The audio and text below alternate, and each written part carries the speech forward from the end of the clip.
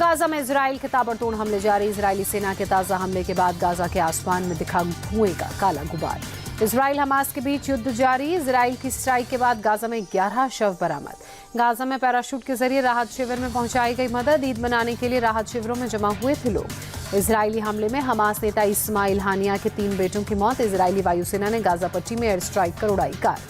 Gaza के लोगों ने अपने बच्चों के खून से चुकाई है कीमत। मैं भी उन्हीं लोगों में शामिल, बेटों की मौत पर बोला इस्माइल हानिया।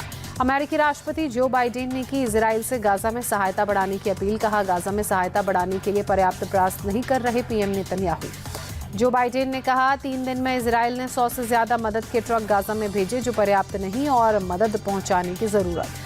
यूक्रेन के लिप्सी में एक गांव पर रूस का मिसाइल अटैक। 14 साल की एक बच्ची सहित 3 लोगों की मौत। रूसी हमले में 2 दुकानें तबाह। रूसी सीमा से सटा है पूर्वोत्तर खार्किव का लिप्सी इलाका।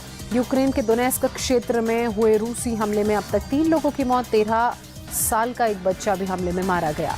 रूसी मिसाइल अटैक में एक 2 मंजिला इमारत तबाह। हमले में घायल 3 लोगों को अस्पताल पहुंचाया गया। जंग के बीच यूक्रेन के राष्ट्रपति का बड़ा बयान। ज़ेलेंस्की ने कहा, रूस के खिलाफ हम युद्ध जीत सकते हैं। रूस में अंगारा A5 रॉकेट के प्रक्षेपण की दूसरी कोशिश भी नाकाम। तय समय से ठीक 2 मिनट पहले रद्द किया गया लॉन्च। भारी वजन ले जाने में सक्षम अंगारा A5 रॉकेट के ऑक्सीडाइजर टैंक की दबाव प्रणाली में आई खराबी। रॉकेट का लॉन्च कम से कम 1 दिन के लिए और टला। रूस के आर्नेबर्ग में बांध टूटने से जगह जगह पानी भरा। लोगों को सुरक्षित स्थान पर पहुंचाने में जुटा प्रशासन।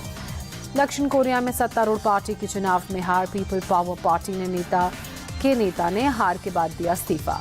संसदीय चुनाव में सत्तारूढ़ पार्टी को मिली करारी हार के बाद दक्षिण कोरिया के पीएम हान डक-सू ने की इस्तीफे की पेशकश। अमेरिका के मिसिसिपी में तूफान से हाहाकार। सड़कों पर भरा पानी, कई इमारतें ध्वस्त, 1 व्यक्ति की मौत। मिसिसिपी में आए तूफान के चलते 30,000 से ज्यादा घरों में बिजली नहीं, कई इमारतें गिरी। रेस्क्यू ऑपरेशन जारी।